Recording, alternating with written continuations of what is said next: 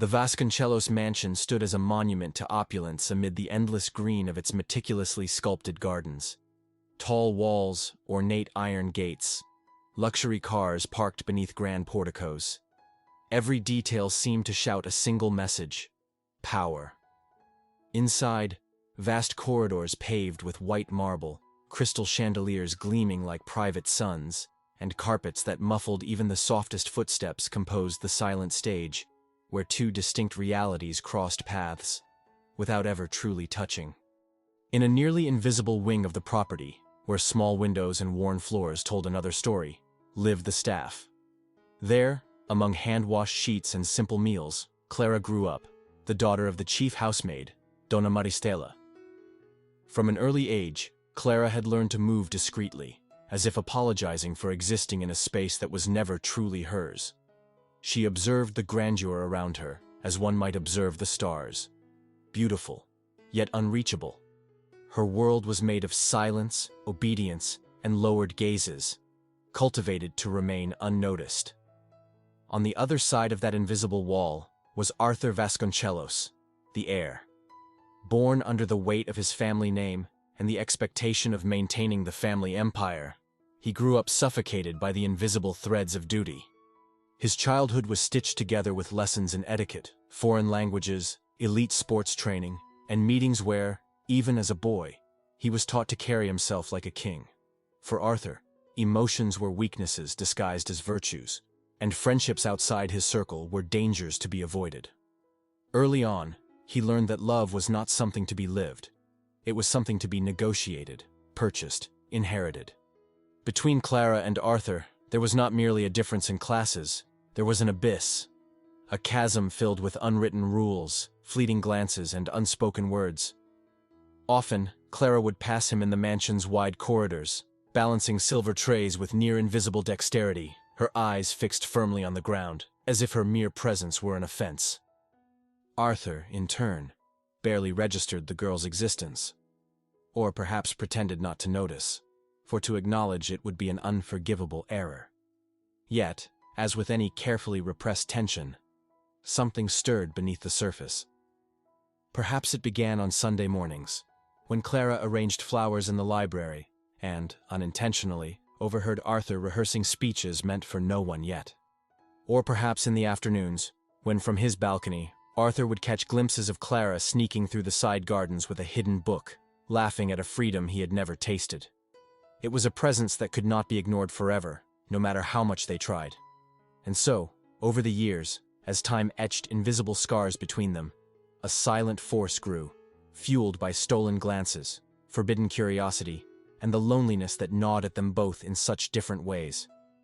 What Clara did not know, what Arthur dared not admit, was that no barrier, no matter how solid, is immune to invisible cracks. And sometimes, all it takes is the faintest touch, the briefest gesture, to bring the entire structure crumbling down. It was on such an ordinary day, when the sun lazily crossed the linen-draped windows and the mansion's echoes seemed to slumber, that a single glance, swift, involuntary, inevitable, crossed the space between them.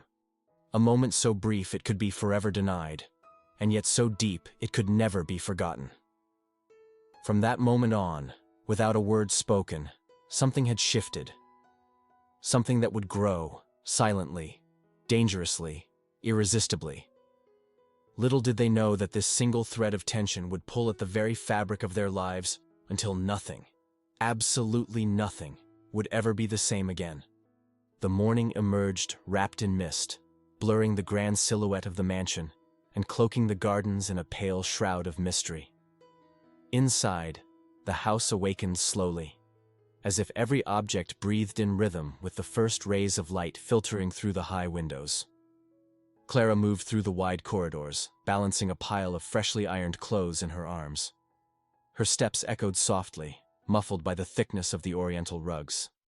She knew every inch of that place, every hidden creak in the floorboards, every sliver of light that sliced through the heavy air of cold mornings. It was as if the house itself lived, a sleeping, watchful creature that Clara had learned to move around without disturbing. It was in the grand hall, near the large grand piano, that it happened. Absorbed in her routine, Clara dropped a piece of clothing onto the smooth marble floor. She bent down swiftly to pick it up, but as she stood, her gaze met Arthur Vasconcellos's. He stood there, silently watching. There was no one else. No staff to serve as a buffer, no convenient excuse to explain the moment. It was just him and her, trapped within a frame of silence. Arthur's gaze was not that of a master catching a servant in error, nor was it the gaze of a wealthy young man acknowledging someone beneath him. It was something else entirely. Something almost unnameable. A gaze that passed through Clara as if, for a fleeting second, she had ceased to be invisible. Clara felt her entire body freeze, as if the very air around her had grown thick, almost impossible to breathe. She tried to look away, to return to the thread of routine, to disappear into the shadows of the heavy furniture. But it was already too late. In that fleeting contact, a raw, uncontrollable tension had been born, like the electricity that precedes a storm. Arthur, however, said nothing. He did not move, did not speak. He simply observed, his dark eyes carrying a spark that Clara could not interpret. Curiosity, defiance, or something even more dangerous. Then, he turned and disappeared down one of the corridors, his footsteps echoing faintly, as if nothing had happened at all. But Clara knew it had. Something within her had awakened. Something within her knew that that look would be impossible to forget. From that day on, Clara began to feel the weight of invisible eyes upon her. In the most ordinary moments, arranging flowers, polishing the golden railings, serving tea on silver trays, she felt, without seeing, Arthur's presence. It was no longer fear, nor merely an awareness of social distance. It was as if, somehow, they had crossed an invisible line and were now treading dangerous ground, where every gesture, every word, every breath could mean ruin. Arthur, in turn, seemed to find silent excuses to appear wherever Clara was. A magazine left behind in the library, a watch forgotten in the tea room. Always something small, something that granted him the right to be where he should not have been. And with each chance encounter, their gaze held a moment longer, daring to defy the unspoken rules that governed their world of conventions. What neither of them knew was that destiny, ruthless and patient, was already stirring behind the scenes. For as both became lost in this silent dance of attraction and denial, an invisible crisis threatened to explode within the walls of the Vasconcellos family. And it would be this crisis, unexpected and devastating, that would force Arthur to make a proposal that would forever change the course of their lives. The Vasconcellos mansion, once so untouchable in its silent grandeur, was slowly being gnawed at the edges by the invisible forces of ruin. Whispers filled discreet corridors, nervous glances passed between the staff. The family's businesses, long a symbol of stability and prestige, were sinking under the weight of hidden debts and failed ventures. The patriarch, too proud to admit defeat, desperately crafted a plan to salvage the empire. A strategic union between Arthur and the daughter of a powerful banking family. An arranged marriage, cold and calculated, designed to secure yet another generation of power. Arthur, however, burned silently inside. Increasingly trapped, torn between the crushing weight of expectations and the invisible fire that connected him to Clara. He knew his future had already been written in indelible ink, charted by hands that never once asked him what he truly wanted. The duty to save the family was a chain he carried across his chest. Yet, night after night, it was Clara's face that haunted his mind. It was the soft sound of her footsteps that echoed in his memory. It was the subtle scent of the flowers she arranged that invaded his restless dreams. One of those unbearable nights, the idea, or perhaps the madness, took form. A plan as improbable as it was reckless. Yet in Arthur's desperate mind, it seemed the only way to keep Clara close without setting the world around them ablaze. He summoned her to the greenhouse, one of the few places on the estate where the watchful eyes were less vigilant. The air was heavy with humidity, and the sweet fragrance of the plants created a scented mist that seemed to hide the danger thickening between them. Clara arrived, cautious, her eyes scanning every shadow, her body tense, sensing the approach of something she could not control. Arthur stood between the deep shadows cast by the trees, looking more vulnerable than she had ever seen him. The usual social masks were gone. There was no arrogance, no pretense. Only a young man haunted by his own ghosts, ready to make a proposal that, if discovered, would destroy them both. In a low, hoarse voice, Arthur offered her the unthinkable. He asked Clara to pretend to be his girlfriend, at least until he could find a way to avert the arranged marriage and the crisis that threatened to consume everything. The relationship would be a shield, a temporary lie to buy time. It was risky, insane, and above all, forbidden. Clara stood motionless, her heart pounding so loudly it seemed to vibrate against the glass walls of the greenhouse. To say yes would be to dive headfirst into an abyss without guarantees. To say no would be to remain invisible forever, a mere shadow among so many others. And in that suspended moment, where it felt as though the entire world held its breath, Clara saw in Arthur's eyes a silent plea, a surrender no title or fortune could mask. Something raw, stripped of all pretense, too real to ignore. Something deep within her, something that had long yearned to be seen not as a servant, but as someone made of flesh and dreams, began to awaken. But before any words could escape her lips, a sharp sound sliced through the thick tension of the night. Approaching footsteps, fast and determined, threatening to tear apart the fragile veil of secrecy beginning to form there, hidden among the drowsy perfumes and shadows of the greenhouse. The footsteps echoed like muffled thunder within the dense atmosphere of the greenhouse, shattering the delicate bubble of silence and expectation that surrounded Clara and Arthur. Instinctively, they moved apart, like guilty parties caught in an act, though no compromising words had yet been spoken. From the shadows cast by the canopy of plants emerged Ernesto, the estate's administrator, the patriarch's trusted man, and the ever-watchful guardian of the family's interests. His stern expression, forged by years of blind loyalty, swept across the space with silent suspicion. Clara lowered her gaze, disguising her rapid breathing, her face burning under the invisible weight of a guilt she wasn't sure belonged to her or to the destiny conspiring against them. Arthur, on the other hand, quickly reclaimed the composure he had been trained for since childhood. The mask of indifference, the controlled tone, the posture of someone who always seemed to hold dominion over every situation.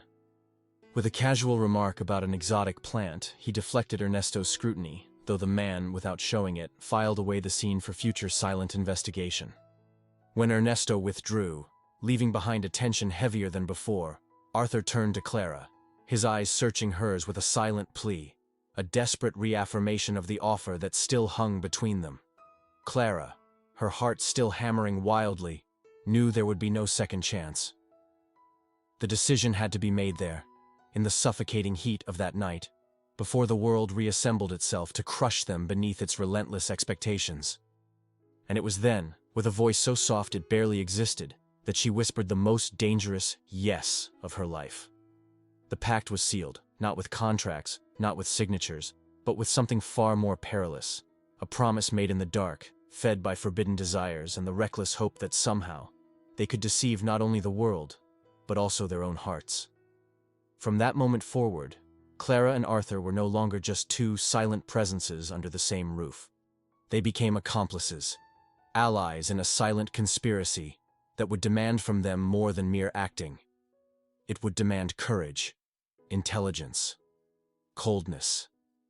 In the days that followed, the entire mansion seemed to resonate on a different frequency.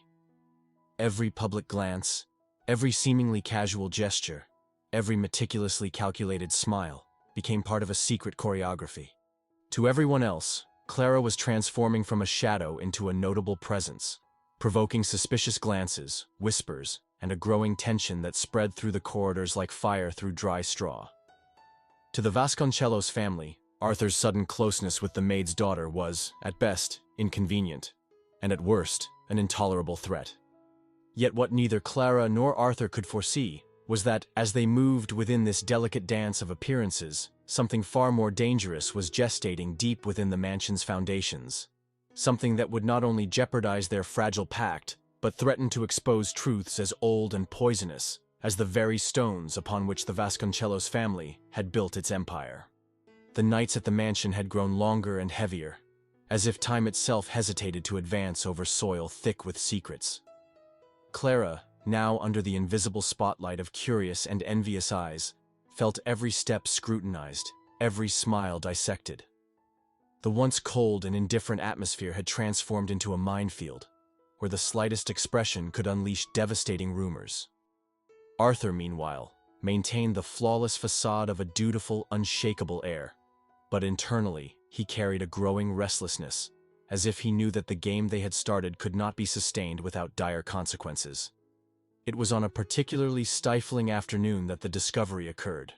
Clara, while cleaning Ernesto's office, stumbled, perhaps guided by something stronger than reason, upon a forgotten folder atop the desk. Inside, documents, receipts, and letters converged on a single, undeniable truth. The Vasconcelos family's financial ruin was far deeper and more irreversible than anyone dared to admit. The image of power and stability was nothing more than a fragile shell, ready to shatter with the first strong gust. Shock coursed through Clara's body like an electric current.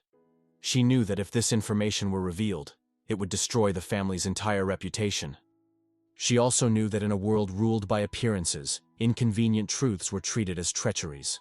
And Clara, given her position, understood that one mistake, one slip, could turn her into the scapegoat for sins that were never hers. The greenhouse, the pact, Arthur's gaze.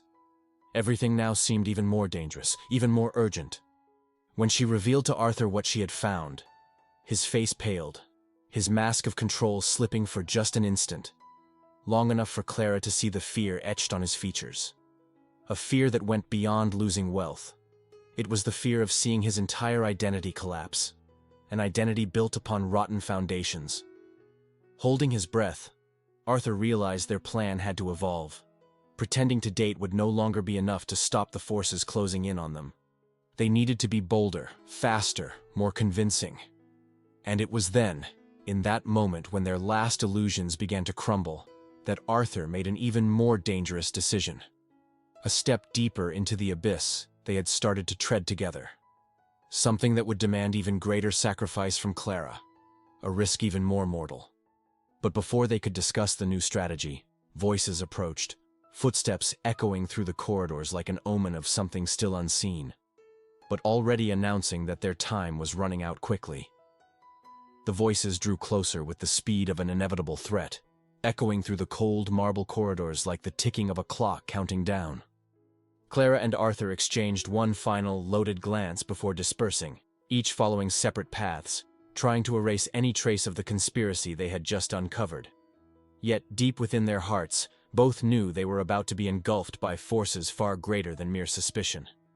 The next day, the mansion seemed to have shed its skin. Servants whispered in dark corners, family members walked with restrained urgency, and sharp gazes swept through the rooms like invisible blades. An emergency meeting had been called. The patriarch, Dom Alberto Vasconcelos, had locked himself in the library with his sons and advisors, and rumors boiled through the halls. Something momentous was about to unfold. Clara, acutely aware of her vulnerable position, cloaked herself in invisibility. Every step calculated, every breath measured, knowing that one wrong move could be fatal.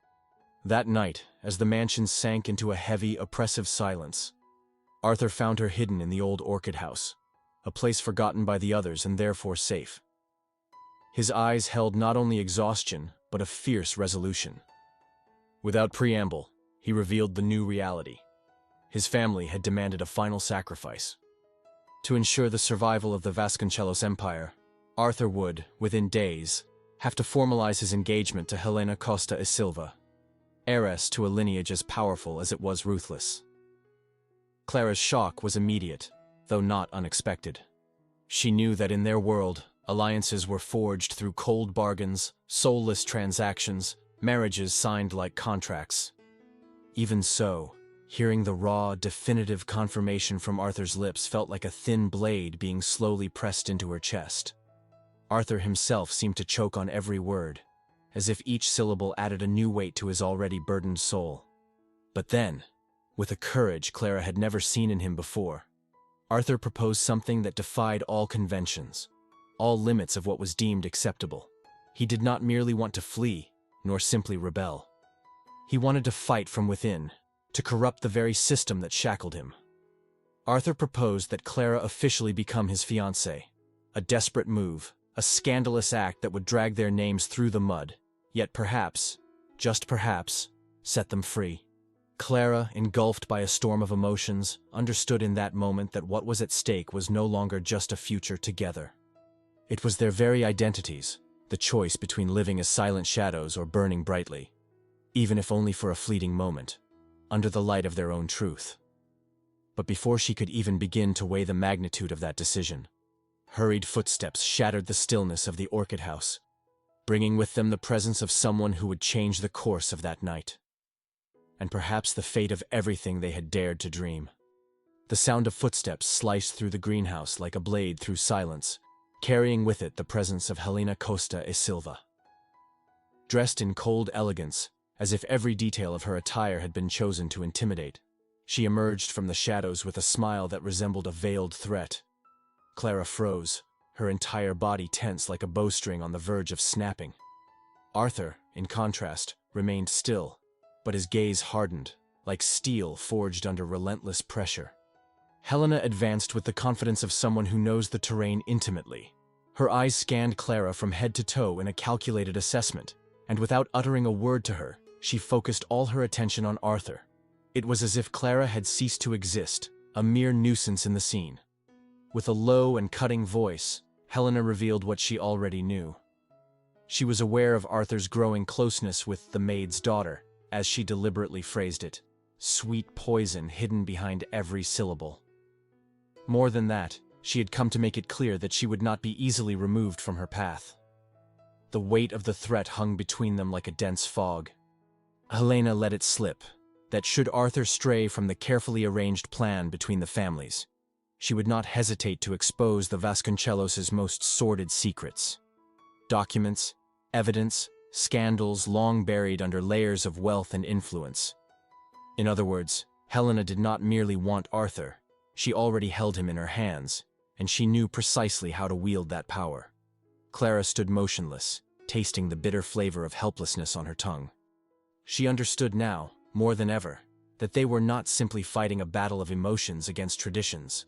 They were trapped in a brutal power game, where love was nothing but a fragile, almost ridiculous pawn.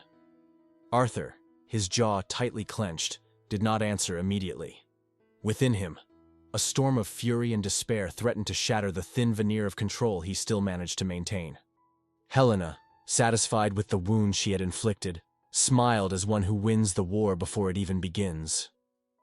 With an unspoken promise of destruction, she turned and disappeared into the corridors of the greenhouse, leaving behind a trail of expensive perfume and growing despair. When silence finally returned around them, Clara looked at Arthur, and what she saw in his eyes was not only pain, it was something darker, more final. It was the awareness that, from that moment on, every step they took would need to be calculated not merely to survive, but to avoid destroying each other.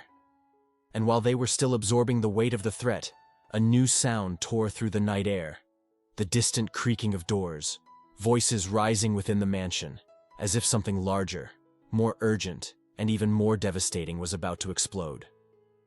The mansion, in its silent grandeur, seemed to breathe a heavier air that night. The flung-open doors and the raised voices shattered the usual atmosphere of restraint and hierarchy that ruled every corner of the Vasconcellos estate. In the side corridor, hidden in the shadows, Clara watched unseen, feeling the pulse of a foreboding that grew more unbearable with every second. At the center of it all, Dom Alberto, the patriarch, stood with a face as closed as a storm ready to break. He announced what few dared to imagine, the need for a new sacrifice. It was no longer enough for Arthur to secure the strategic alliance with Helena. Given the imminent fragility of their finances and the rising threat of scandal, it was necessary to act with brutality to preserve the Vasconcellos' name and legacy. Anyone unwilling to protect the family at any cost would be considered an enemy. The words fell over the room like invisible blades. Among tense glances and muffled whispers, it became clear that Dom Alberto would not hesitate to destroy anyone who threatened his plans, be it an adversary or even a member of his own bloodline. Arthur, seated at the head table, maintained a rigid posture, but the tension in his clenched hands betrayed the inner battle he fought. He knew he was being watched, tested. Any hesitation would be read as weakness. Then Helena, moving like a cold piece across a warboard, stepped forward, and with calculated theatrics, expressed her concern about Arthur's recent behavior. In sweet, polished words, she insinuated that improper influences surrounded him, threatening his judgment and, by extension, the security of the entire clan. She did not have to say Clara's name. The poison had already been delivered. Hearing this, Clara felt her stomach twist. Every word from Helena was a silent blow, driving the abyss beneath her even deeper. Yet beyond the fear, something ancient and powerful stirred within her. A deep-rooted anger, born from years of being invisible, expendable. A spark that, though suffocated, now threatened to ignite everything she knew.